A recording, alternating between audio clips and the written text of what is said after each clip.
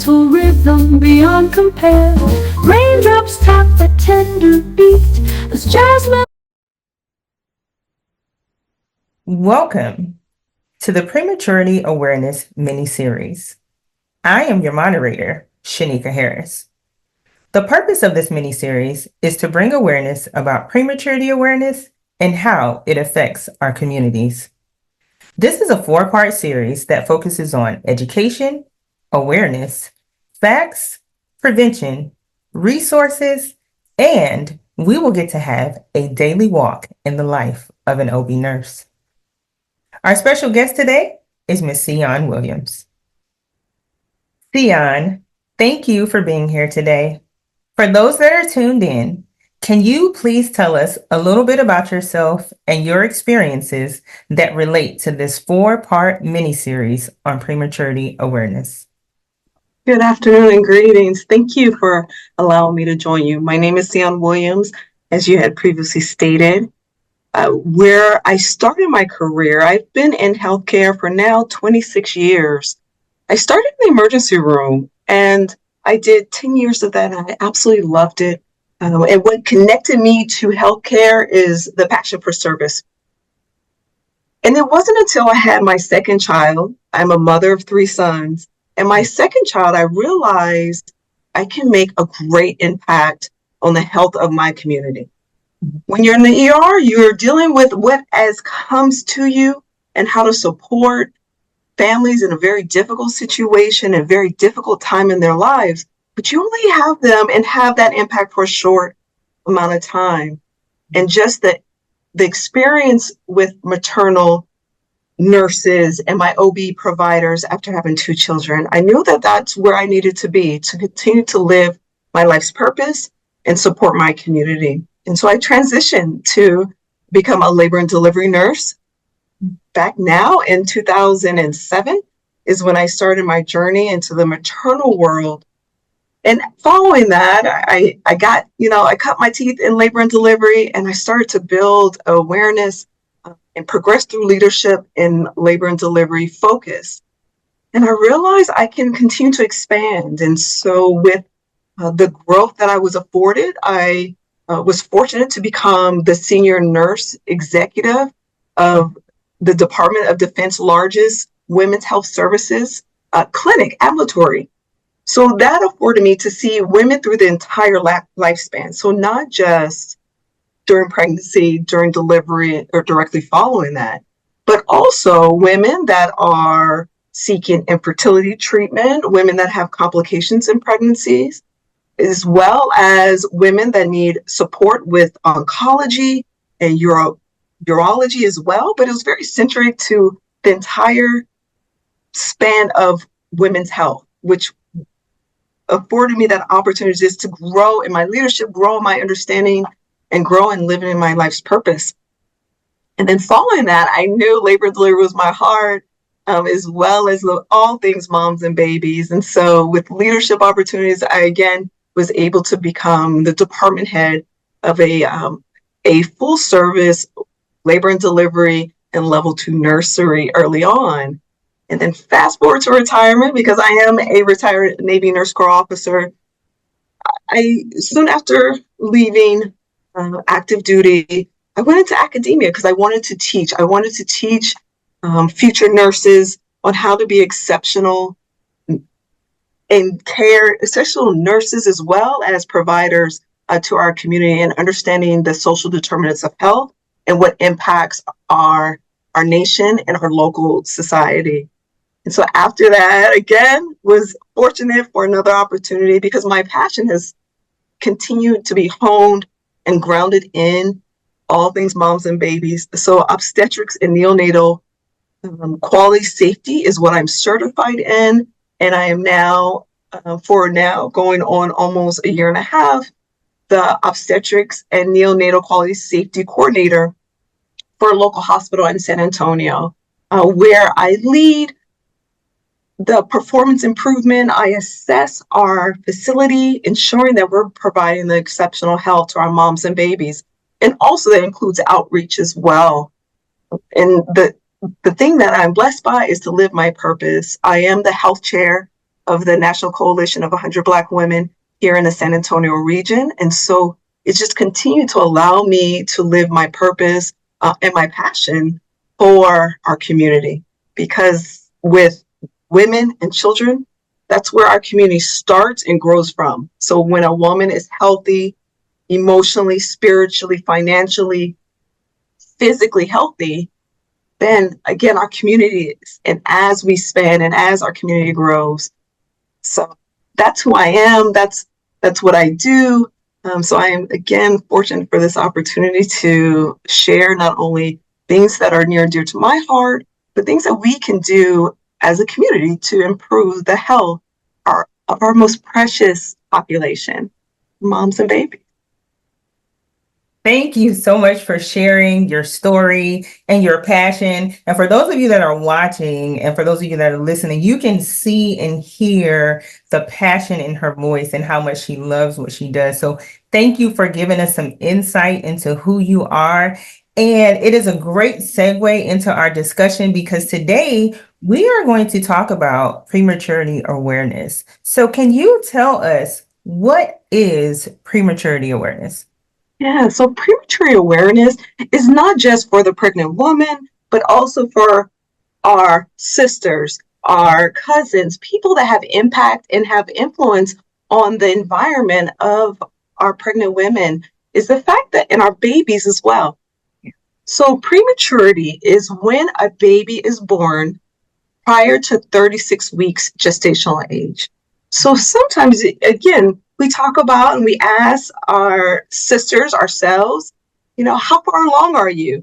And they'll say, well, my due date is, this date. And that's really at 40 weeks. So we hope that babies can be born between 37 weeks and 1 day and 40 weeks. That is where their lung maturity, their development as far as the physical attributes, their brain activity, and that system becomes more likely to be fully formed and ready and being able to adjust to the life outside of the womb that has protected them. When babies are born less than 37 weeks, and that's, sometimes in my field, we take it to the day. So a baby that's born 36 weeks and 6 days is considered premature.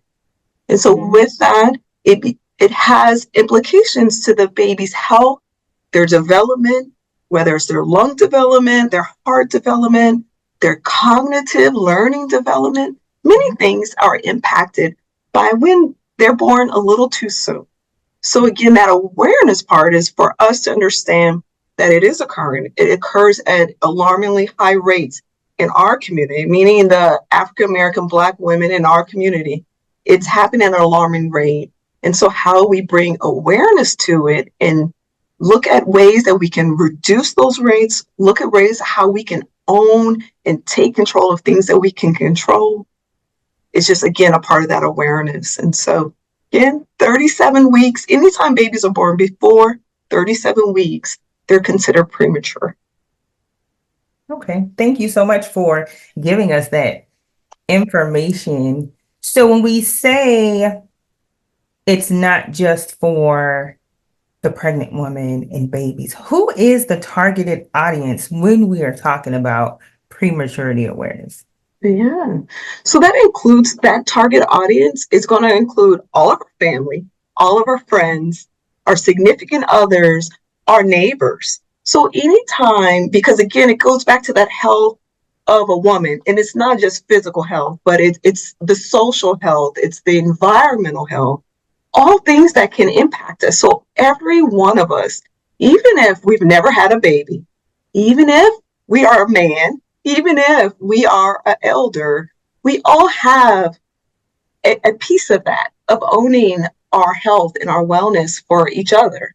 And so how, again, that target audience is not just the Black woman who is in childbearing age, but it's everyone. It's the community around, because again, we absolutely know that the risk for prematurity happens not just what's happening, what the woman eats or how well she sleeps, but it's all aspects of wellness and health. So our target audience is everyone. I know we're talking specifically And one of my passions, again, is to focus on not just women that look like us, because women that look like us, we have the highest rate of maternal and neonatal poor outcomes.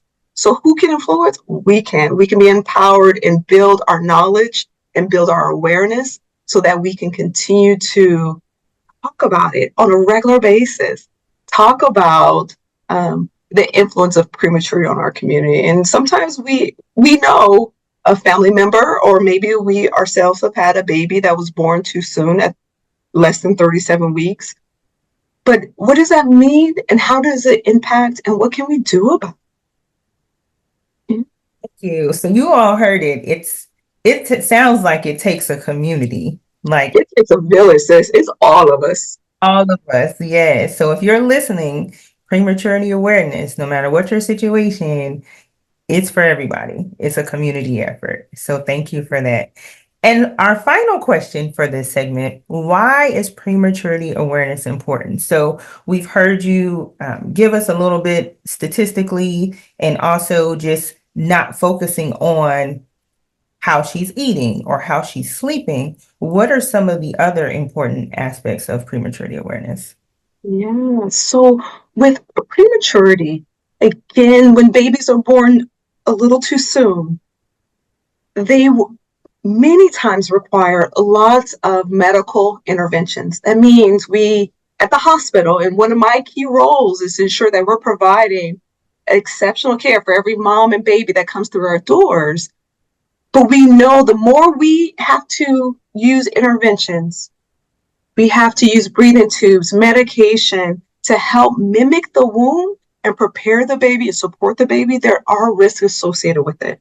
So not only is it does babies that are born too soon have a risk of developmental delays, have risk for being very low birth weight, have risk of future development, whether it's in school, it's cognitive development, it is physical development.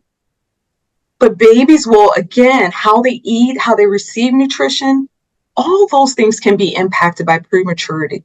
So, it kind of continues. We know that if our babies are premature, they have increased risk of being in the NICU to receive those interventions, to receive that specialized, highly specialized treatment.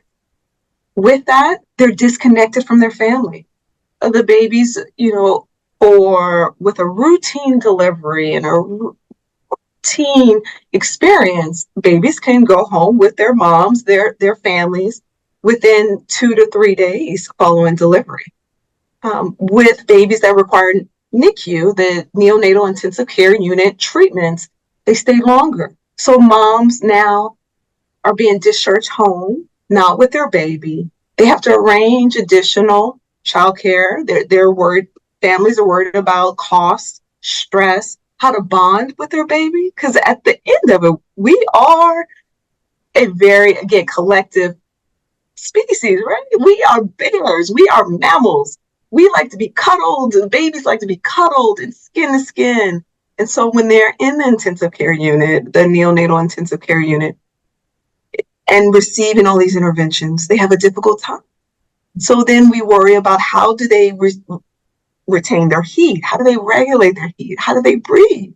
Because many things, again, as we intervene, it comes with consequences. And so the risk, long-term risk, is that, again, once a woman also has a premature delivery, she's at increased risk for sequential. So babies that she delivers following are at increased risk of prematurity.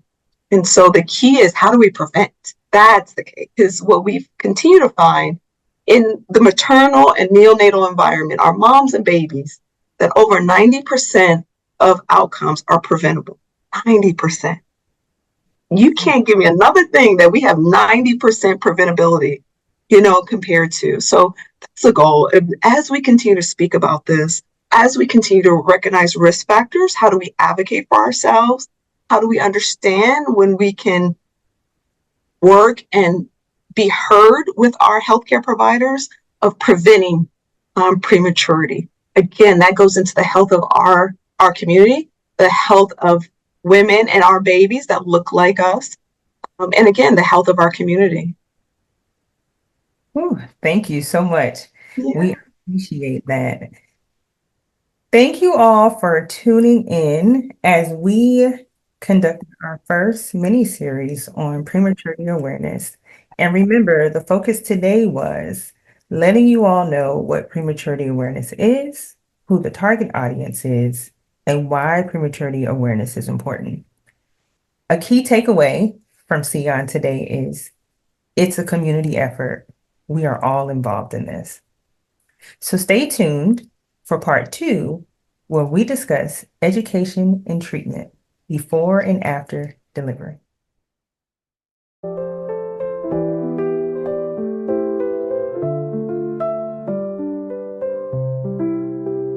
In a world so vast where dreams collide, we walk together side by side. Different colors, different creeds, yet love is the thread that intercedes. Through valleys deep and mountains high, we find our strength in the shattered sky. Hope is the beacon in the night, guiding us to a future bright. Every step on this nature trail, we celebrate life's wondrous tale. The rustling leaves, the gentle